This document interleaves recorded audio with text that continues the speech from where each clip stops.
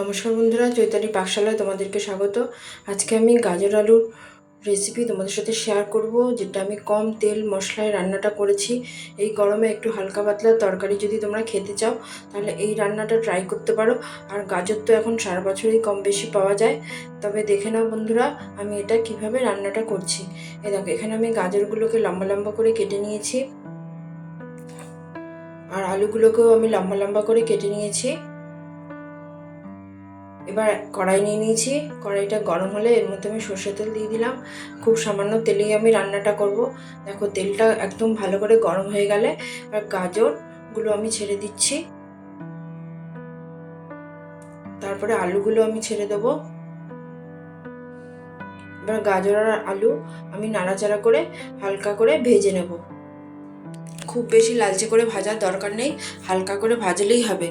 আর এই সময় গ্যাসের আঁচটা কিন্তু কমিয়ে রাখবে।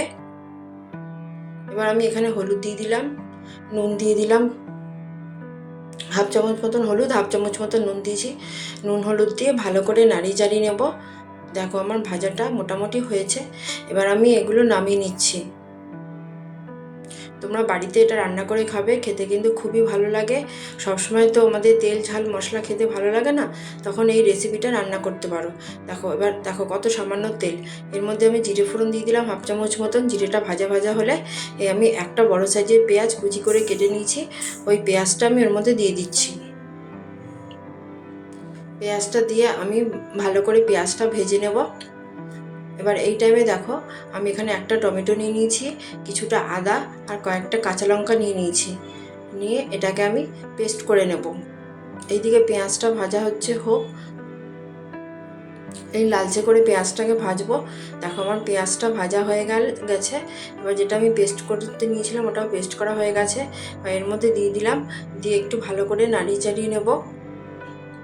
এবার এখানে বাটি ধোয়া জলটা একটু দিয়ে দিলাম, দিয়ে এটা খুব ভালো করে কষিয়ে নিতে হবে। এবার এর মধ্যে হলুদ দিয়ে দিলাম, জিরের গুঁড়ো দিয়ে দিলাম হাফ চামচ মতন, ধনের গুঁড়ো দিয়ে দেবো হাফ চামচ মতন, দিয়ে খুব ভালো করে কষাবো। যেহেতু এখানে তেলটা কম আছে, সেই জন্য গ্যাসের আঁচটা কিন্তু একদম কমিয়েই রান্নাটা করতে হবে, আর কষানোটাও তাই করতে হবে। দেখো, আমার কষানোটা হয়ে গেছে। এবার গাজর আর আলু যেটা আমি ভেজে রেখেছিলাম সেটা এর মধ্যে দিয়ে দিলাম, দিয়ে ভালো করে নাড়িয়ে চাড়িয়ে নেব। খুব ভালো করে মশলার সাথে মিশিয়ে নিতে হবে।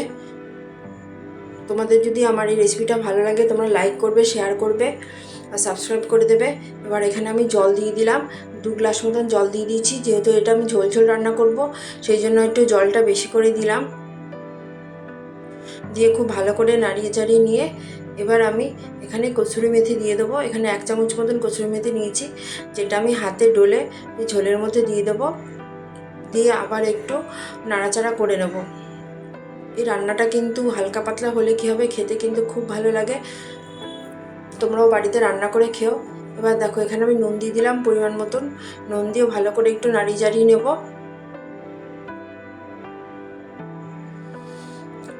এবার আমি ঢেকে রাখবো, বেশিক্ষণ লাগবে না, 15-20 মিনিট মতন ঢাকলেই হবে। 15-20 মিনিট পর ফিরে আসলাম, ঢাকনাটা তুলে নিলাম। এবার কিন্তু আমার গাজর আর আলুটা নরম হয়ে গেছে। দেখো, তোমাদের দেখাচ্ছি। দেখো, গাজরটা সুন্দরভাবে নরম হয়ে গেছে, আলুটাও নরম হয়ে গেছে। আমার রান্নাটা প্রায় হয়েই এসছে। খুব ভালো করে আমি একটু নাড়িয়ে চাড়িয়ে নেব। এবার আমি এর মধ্যে কিচেন কিং মশলা দিয়ে দিলাম, দিয়ে খুব ভালো করে নাড়াচাড়া করব। এই রান্নাটায় কিন্তু কসুরি মেথি আর কিচেন কিং মশলা দিলে কিন্তু খুব সুন্দর গন্ধ আসে, আর খেতেও কিন্তু খুব ভালো লাগে। দেখো, আমার রান্নাটা কমপ্লিট। Bye bye.